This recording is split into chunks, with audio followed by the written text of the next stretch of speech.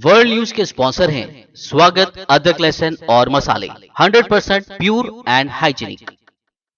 अस्सलाम वालेकुम, आदाब। मैं हूं खलील फरहाद। दुनिया भर की अहम खबरों की तफसील जानने के लिए शुरू करते हैं वर्ल्ड न्यूज़। सबसे पहले देखते हैं हेडलाइंस।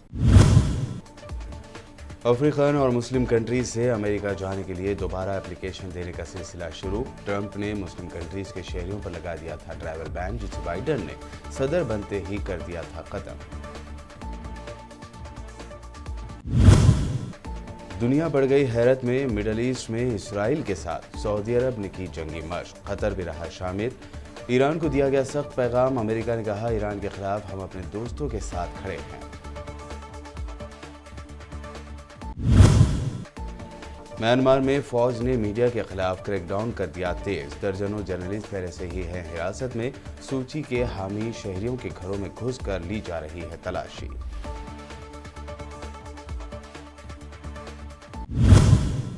महाराष्ट्र में जुज़वी लॉकडाउन लगाने की एमआईएम एमएलए मुफ्ती मोहम्मद इस्माइल ने की मुखालिफत। कहा, अगर जुज़वी लॉकडाउन लगा तो बहुत से परिवारों को होगी मुसीबत। रोजाना के कारोबार से हजारों अफराद का पलता है पेट।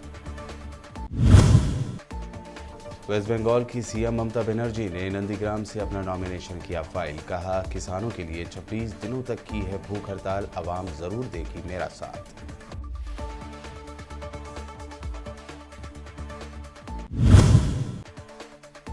और केरला असेंबली इलेक्शन से पहले कांग्रेस को लगा बड़ा झटका। सीनियर कांग्रेस लीडर पीसी चाकू ने दिया इस्तीफा। टिकटों की तकसीम को लेकर जाहिर की नाराजगी।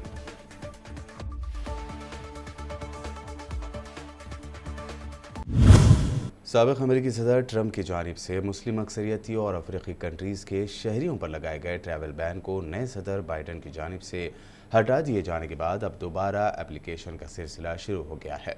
अमेरिकी फॉरेन मिनिस्ट्री ने ऐलान किया है कि अब मुस्लिम और अफ्रीकन कंट्रीज़ के शहरी वीज़ा एप्लीकेशन दोबारा दे सकते हैं। बता दें कि जो बाइडन ने ट्रंप के सफरी पाबंदियों को अमेरिका की कौमी ज़मीर पर धब्बा करार दिया था। अमेरिकी फॉरेन मिनिस्ट्री के तर्जुमान नेड प्रिट्स के मुताबिक 20 जनवरी 2021 से पहले जिन अफराद की वीज़ा दरख्वास्तें मुस्तरद की गई थी, उन्हें नई दरख्वास्तें जमा और दोबारा से फ़ीस भी अदा करना होगी। ट्रंप के इस फैसले के खिलाफ अमेरिका भर में ज़बरदस्त प्रोटेस्ट किया गया था। सऊदी अरब ने इसराइल, अमेरिका और क़तर के साथ मिडल ईस्ट में एक मुश्तरका फ़िज़ाई ताकत का मुज़ाहरा किया है, जो कहीं न कहीं ईरान के ख़िलाफ़ इत्तेहाद को दिखाता है। अमेरिका के B-52 बमबार तैयारों के साथ क़तर, इसराइल और सऊदी फ़िज़ाइया ने मिडल ईस्ट में फ़िज़ाई ताकत का मुज़ाहरा किया। अमेरिकी फ़ौज के हेडक्वार्टर पेंटागन के सेंट्रल कमांड का कहना है कि मशरक़ वस्ता यानी मिडल ईस्ट के मुख्तलिफ मकामात से अमेरिका, इसराइल, सऊदी अरब और क़तर ने इस फ़िज़ाई ताकत के मुज़ाहरे में शिरकत की है, जिसका मकसद ईरान को ये पैगाम देना है कि अमेरिका अपने इत्तेहादियों के साथ खड़ा है। अमेरिका ने अभी तक ये वाज़ेह नहीं किया है कि इसराइल और सऊदी अरब इस फ़िज़ाई ताकत के मुज़ाहरे में एक साथ कैसे शामिल हो गए, क्योंकि दोनों मुल्कों के दरमियान बाकायदा ताल्लुकात मौजूद नहीं हैं। सऊदी अरब की कैबिनेट ने शाह सलमान बिन अब्दुल-अज़ीज़ की ज़ेर सदारत इजलास में ईरान की सरगर्मियों को आलमी अमन के लिए ख़तरा करार दिया। शाह सलमान ने काबीना के वर्चुअल इजलास में शिरकत की। इस मौके पर काबीना ने रास तनूरा और अल ज़हरान में यमनी बागियों की तरफ से हमलों की कोशिश को बैनुल-अक़वामी क़वानीन की खुली खिलाफ वर्जी और आलमी इकनॉमी यानी मैशियत की एक बड़े मरकज़ पर हमले के मुतरादिफ करार दिया। सऊदी काबीना ने आलमी बरादरी पर जोर दिया है कि वो ईरानी सरगर्मियों को रोकने के लिए तेहरान पर दबाव डाले। बयान में यह भी कहा गया है कि हौसी मलेशिया ने सऊदी अरब में ईरान के इशारों पर तेल की तनसीबात पर हमलों की साजिशें की, जिन्हें नाकाम बना दिया गया।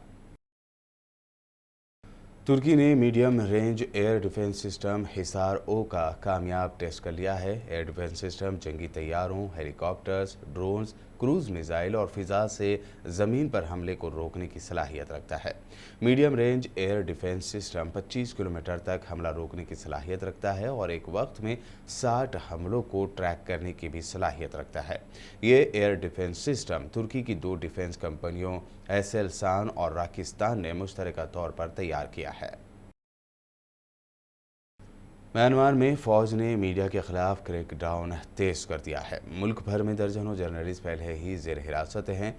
यंगून शहर के एक इलाके में मुकामी बाशिंदों ने इस वक्त जगह जगह रुकावटें खड़ी करने की कोशिश की जब सिक्योरिटी फोर्सेस ने फौजी बगावत के मुखालिफ मुजाहिरीन के घरों में घुसकर एक एक कमरे की तलाशी लेना शुरू कर दी। ये कार्रवाई खासतौर पर उन घरों में की गई जहां जेर हिरासत सियासी रहनुमा आंग सान सूची की पार्टी के झंडे लहरा रहे थे।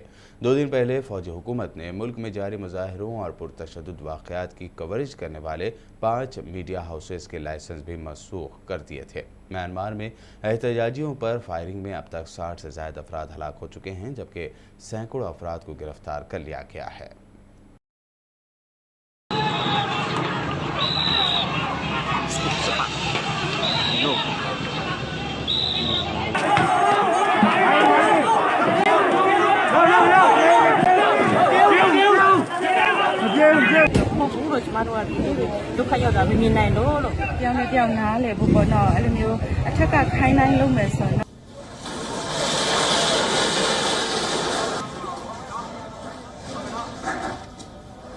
बकिंगम पैलेस ने बरतानवी शहजादा हैरी और उनकी बीवी मेघन मार्कल की जानिब से ब्रिटिश रॉयल फैमिली पर लगाए गए नस्ल परस्ती के इल्ज़ामात पर खामोशी तोड़ी है। ब्रिटिश क्वीन की जानिब से बकिंगम पैलेस के बयान में कहा गया कि पूरी फैमिली को ये जानकर बहुत दुख हुआ है कि हैरी और मेघन के लिए पिछले चंद साल कितने चैलेंजिंग रहे।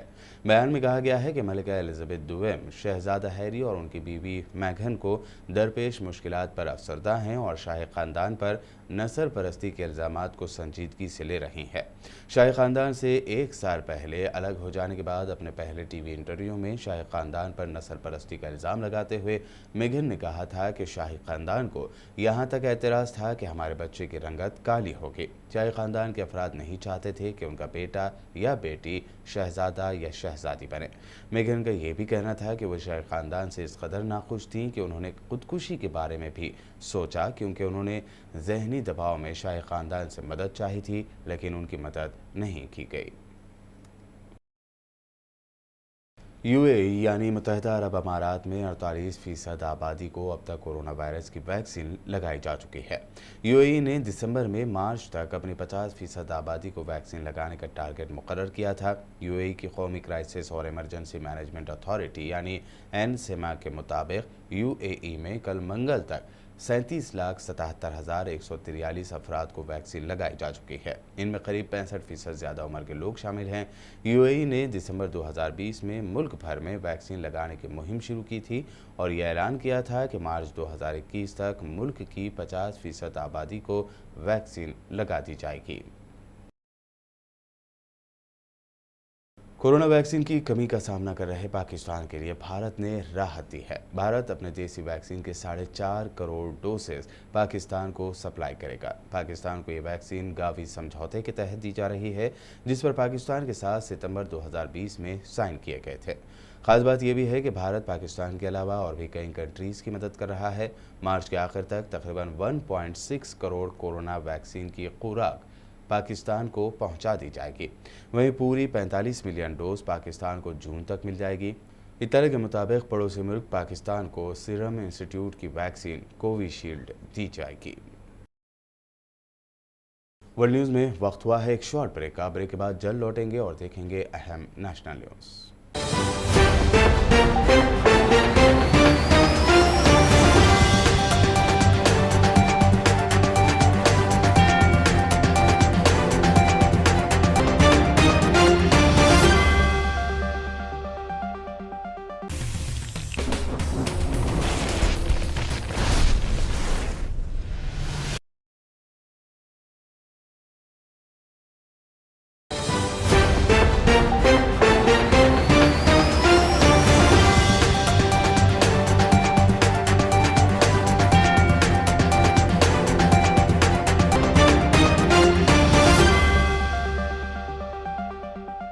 ब्रेक के बाद आपका दोबारा खैर मकदम है। बढ़ते हैं मज़ीद अहम खबरों की जानिब।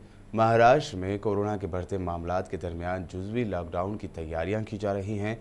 ऐसे में महाराष्ट्र हुकूमत की जानिब से रात 9 बजे से सुबह 6 बजे तक नाइट कर्फ्यू, वहीं हफ्ता और इतवार को मुकम्मल लॉकडाउन का फैसला लिया गया है। इस फैसले की मालेगांव से एमआईएम एमएलए मुफ्ती मोहम्मद इस्माइल ने मुखालिफत की है। बता दें कि महाराष्ट्र सरकार ने 31 मार्च तक ज़िले की सरकारी व गैर सरकारी स्कूलों को बंद करने की हिदायत जारी की थी। बादशाह नासिक ज़िला कलेक्टर सूरज मांथरे ने भी हिदायत जारी करते हुए नासिक ज़िले में शाम 7 बजे से सुबह 7 बजे तक निहायती ज़रूरी अशिया के अलावा आम कारोबार बंद रखने की हिदायत जारी की है। एमआईएम रुकन असम्बली मुफ्ती मोहम्मद इस्माइल ने जुज़वी लॉकडाउन की हिदायत मानने से इनकार कर दिया। उन्होंने बताया कि मालेगांव मजदूर पेशा अफराद का शहर है। शहर में बेशतर कारोबार शाम 5 बजे से रात 12 बजे तक चलते हैं। इन कारोबार से शहर के कई ख़ानदान का पेट पलता है। इनमें पावरलूम मजदूर भी शामिल हैं। पावरलूम की सनत शहर मालेगांव के लिए रीढ़ की हड्डी की हैसियत रखती है। मुफ्ती मोहम्मद इस्माइल का कहना है कि हुकूमत ये कहती आई है कि अब हमें कोरोना वायरस के साथ जीने की आदत डाल लेना चाहिए, लिहाजा अब शहर मालेगांव के लोग कोरोना के साथ जीने की कोशिशें कर रहे हैं तो इंतज़ामिया उनकी ज़िंदगी को मुश्किल बनाने की कोशिश कर रही है। अगर शहर में जुज़वी लॉकडाउन लगा तो शहर का बड़ा हिस्सा मुतासिर होगा और लोगों को काफ़ी मुसीबतों का सामना करना पड़ेगा। ऐसे में इंतज़ामिया को अपने फैसले पर नज़रसानी भी करनी चाहिए। नरेंद्र मोदी हुकूमत ने कहा है कि कशीदा हालात और दंगों के दौरान ख़राब सूरत हाल में लॉ एंड ऑर्डर बनाए रखने के लिए इंटरनेट को बंद कर दिया जाता है। यूनियन होम मिनिस्टर जी किशन रेड्डी ने एक सवाल के तहरीरी जवाब में राज्यसभा को ये जानकारी दी। उन्होंने कहा कि साइबर स्पेस की जानिब से कई चैलेंजेस पैदा किए जा रहे हैं। उन्होंने कहा कि साइबर स्पेस में इंफॉर्मेशन बहुत तेज़ी से चलती है और इसके गलत इस्तेमाल का अंदेशा होता है। ऐसे में माहौल मज़ीद ख़राब होने और दंगों के दौरान अफवाहें ना फैले, इसके लिए इंटरनेट सर्विस को दंगे और वायरस से मुतासरा इलाकों में बंद कर दिया जाता है। वेस्ट बंगाल की सीएम ममता बनर्जी ने आज नंदीग्राम से अपना नॉमिनेशन फाइल कर दिया है। नॉमिनेशन से पहले ममता ने शिव मंदिर में पूजा की। उसके बाद उन्होंने हल्दिया में पैदल यात्रा निकालकर पर्चा भरा। नॉमिनेशन के बाद ममता बनर्जी ने कहा कि मैं एक आम इंसान हूं, मैं एक दिन में सभी मजहब के लोगों से मिल सकती हूं। मैंने बहुत जद्दोजहद की है। किसानों के लिए मैं 26 दिनों तक भूख हड़ताल कर चुकी हूँ। जनता यानी आवाम मेरा साथ ज़रूर देगी। वेस्ट बंगाल में ममता के कीमे से बीजेपी में शामिल होने वाले शुभेंदु अधिकारी ने ममता बनर्जी की जानिब से मैं एक हिंदू लेडी हूं के कमेंट को लेकर मजाक उड़ाया है। अधिकारी ने कहा कि ममता कहती हैं कि वो लक्ष्मी, सरस्वती, काली और दुर्गा के मंत्र जानती हैं, लेकिन उनके यानी ममता बनर्जी के मंत्र ही गलत हैं। इस तरह शुभेंदु अधिकारी ने ममता बनर्जी के पढ़े गए मंत्र की रिकॉर्डिंग सुना दी। इतना ही नहीं, अधिकारी ने कहा कि ममता बनर्जी के मंत्रों को सही करने के लिए यूपी के सीएम योगी आदित्यनाथ को यहां आना होगा। किसान आंदोलन की शुरू से ही हिमायत कर रहे कांग्रेस के फॉर्मर प्रेसिडेंट राहुल गांधी ने आज फिर इस सिलसिले में ट्वीट करते हुए शायरी करने की कोशिश की है। उन्होंने लिखा कि अन्नदाता यानी किसानों का बारिश से पुराना नाता, न डरते न करते मौसम का बहाना, तो जालिम सरकार को फिर से बताना, नामुमकिन किसानों को पीछे हटाना, तीनों कवानीन को पड़ेगा लौटाना। केरला असेंबली इलेक्शन में 6 अप्रैल को होने वाली वोटिंग से कुछ ही दिन पहले कांग्रेस को बड़ा झटका लगा है। कांग्रेस के सीनियर लीडर पीसी चाको ने इस्तीफा देते हुए ऐलान किया कि मैंने कांग्रेस पार्टी छोड़ दी है और अपना इस्तीफा सदर सोनिया गांधी को भेज दिया है। इस्तीफे के ऐलान के बाद चाको ने कहा कि केरल कांग्रेस की टीम के साथ काम करना मुश्किल है। चाको ने केरल के असेंबली इलेक्शन में टिकटों के बंटवारे को लेकर भी नाराजगी जाहिर की। और अब आखिर में हेडलाइंस पर एक और नजर। अफ्रीकन और मुस्लिम कंट्रीज से अमेरिका जाने के लिए दोबारा एप्लीकेशन देने का सिलसिला शुरू। ट्रंप ने मुस्लिम कंट्रीज के शहरियों पर लगा दिया था ट्रैवल बैन, जिसे बाइडन ने सदर बनते ही कर दिया था खत्म। दुनिया बढ़ गई हैरत में। मिडल ईस्ट में इसराइल के साथ सऊदी अरब ने की जंगी मशक, कतर भी रहा शामिल। ईरान को दिया गया सख्त पैगाम। अमेरिका ने कहा ईरान के खिलाफ हम अपने दोस्तों के साथ खड़े हैं। म्यांमार में फौज ने मीडिया के खिलाफ क्रैकडाउन कर दिया तेज। दर्जनों जर्नलिस्ट पहले से ही हैं हिरासत में। सूची के हामी शहरियों के घरों में घुसकर ली जा रही है तलाशी।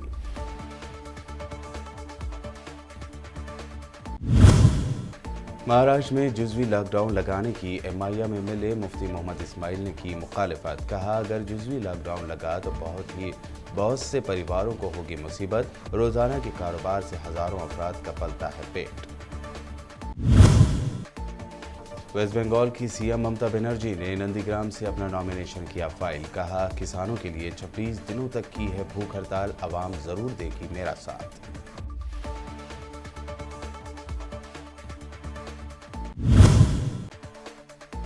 और केरला असेंबली इलेक्शन से पहले कांग्रेस को लगा बड़ा झटका। सीनियर कांग्रेस लीडर पीसी चाकू ने दिया इस्तीफा। टिकटों की तकसीम को लेकर जाहिर की नाराजगी।